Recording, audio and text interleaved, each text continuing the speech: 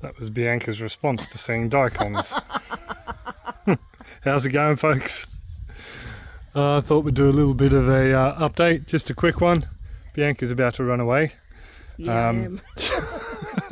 She's not quite dressed for the occasion. But yeah, the gardens are going okay. Don't worry about all the mess behind all that. We haven't got around to tidying that up yet. But yeah, the second wicking bed, well actually, I rebuilt both wicking beds. More about that in another video or maybe later in this one. But yeah, we transplanted the broccoli, a rather sizable broccoli, into the other bed. And Bianca's got a row of daikon here. She sowed out last weekend when we made it. A couple of random daikon seeds that she just found laying on the surface. It must have fallen out. She popped in up the back there. The broccoli is looking good. I've only found one caterpillar on it so far.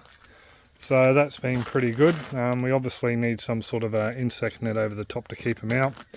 The peas, I tried to save the peas when I rebuilt the bed, but yeah, we sowed some more in just in case. So we got a couple up out of the 5 or 6. Oh, that looks like there's another one breaking through just down in there. So yeah, pretty chuffed about that. The reason I rebuilt the beds, I might as well go through that. I used the geotextile. Now this geotextile, we've had 25 mil of rain this morning. And it's pretty much all dry. There's a little bit of surface moisture on it. Now, the issue I have is some geotextile is treated with PFAS, which is, not a good chemical to have around your food a lot. It's not on all geotextiles. I don't know if it's definitely on this geotextile or not. But part of the reason we moved here was to live a little bit cleaner. So, yeah, I decided to pull the geotextile out. And I replaced it with some of this shade cloth. This shade cloth is a horticultural grade one, a food safe one. So that is what is in the barrier of both the beds now. And I'll go through how I built that in a standalone video. The hoop house has been moved over. I haven't finished it off yet. There's some bracing. There are actually some sections that we're taking out of the hoops that were broken a bit. So I need to fix them up. All I've done is bolted them together along the front here, drilled some holes down the bottom in the ends of them and just bolted it on just to give this a little bit more structural stability. And when we come back from Ipswich after a quick trip down to pick up some more Dad's stuff, I'm going to have some top hat rail from our old hoop houses I'll screw along the bottom. And I've ordered some veggie net. I thought I had some, but I might have left it for the kids at the other place, and we'll put some veggie net over the top, and that will protect these plants from insects as well as chickens and wallabies and possums and rats, and or maybe not rats and whatever wants to have a bit of a feast on them. I have another wicking barrel here that should have garlic in it by now, but I got sidetracked slashing and doing other stuff, so I haven't popped them out yet, but the other garlic is looking good. And that barrel just needs to be moved back over here. Pumps. The little water pump we bought, the cheapie, we're having a few issues with it. It's just, it's basically sucking air, which we'll talk about in a tick. We had a few issues with it. And so we've decided to pretty much, replace it. We took the other one in for service that came with the place. And they pretty much told us what, Bianca? She's buggered. She's well and truly gone. Electrically not sound and stable. So yeah, we're looking at about $350 for a decent one. In every aspect. In every aspect. In every area, it's completely stuffed. Yes. So all the electrics are fried on that. So that's something we've got to do. Just quickly, we kept getting big piles of chicken feed underneath the feeder there. So I had a look and the bottom was cracked, so I did a quick repair on that. So it's been repaired just with a plastic lid from another container, and has just been pop riveted in place, so it'll last another 10, 12 years maybe. That feeder is one of the original feeders I built that sort of helped the channel to grow. Just quickly as well, the little carpet python we had in here, he has relocated over here, excuse me ladies and gent, to the chicken pen. And now resides in here. Let's see if he's home. So he's in residence. It's a very convenient location to be hanging out because Not only is it pretty close to where the rodents will be coming to eat, but this whole rail runs the length of the little night pen here, or little night cage, and gets a lot of sun in the afternoon, so I dare say it'd be fairly warm in there. So what do you reckon, girls? Do you like your new border? I don't think they really care. There's a couple of like runaway seeds when I finished planting the daikon. Yeah, I mentioned that. Meh, meh, Yeah, I mentioned and that. they've popped as well. Yeah, so the daikon are really, really healthy. Oh, good. Yeah, so they've done well. And I showed them the peas up the other end that are sprouted as well. Oh, I haven't looked. Just quickly, the hoop house. I did mention that I was going to drive some stakes in and raise it up and all that.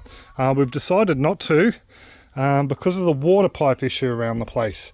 I've previously dug this paver out, and the water pipe comes down there and then hooks around somewhere under here. So I don't really want to start driving stakes down. I had to fix something over there, I'll show you in a minute, but yeah, we found that the water pipe starts here and probably, I don't know if it's a curve or a straight line or what it does, so we're not going to put anything in the ground there yet. We'll wait till later. I had a bit of rain last night, but that's not connected. That's because these guys here are, there we go. Yeah, there's a bit of water to go in them yet. It was down half full, so we've got a rung of water in them, so that's not too bad. I just dug this to try and find where the pipe was.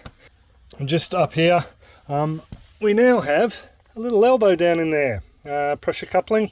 So I got a bit of surprise when I dug it out. I found that the 1.5 inch pipe or 40mm pipe was just crimped over around about 90 degrees. So yeah, I had to go and buy a 90-degree compression fitting for that. And I can tell you what, they're not cheap. So we're sort of yeah, saving up to do some more irrigation works around the place. But yeah, it was easy enough to do, cut it out and replace it, and the water's flowing a lot better now. I just left the hole open so we could see if it was leaking. Obviously it hasn't. Well, the rain has made everything damp down in there, but it hasn't leaked at all. So we have a feeling that was what was causing a lot of issues with the pump, because that, when paired with this pipe here that was running into the base of this tank, it was actually leaking, and so that was partially draining the other tanks when the valves were left open. But not only that, when it was pumping water, it was actually sucking air in there, and we have a feeling that was part of the problem we were having. So we've kept that one off. This tank, by the way, is a dud.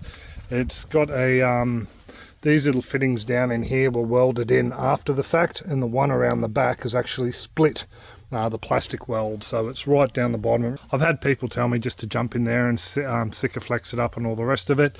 But as someone else pointed out, just with the age of these tanks and the way there's a few stress lines around the weld marks, not to bother, just replace them. So yeah, if anyone has any ideas on what we could do with this, I wanted to turn it into a little hut for visitors. Bianca's, I don't know. But we could definitely use some of the flatter sections as cut them up and use them as bits and pieces around the place. The walls, I don't know, we could make another half house for goats or something, but we already have a couple of them laying around, so We could redo a feed area for the guinea fowls to get them out of the shed. we could, yeah.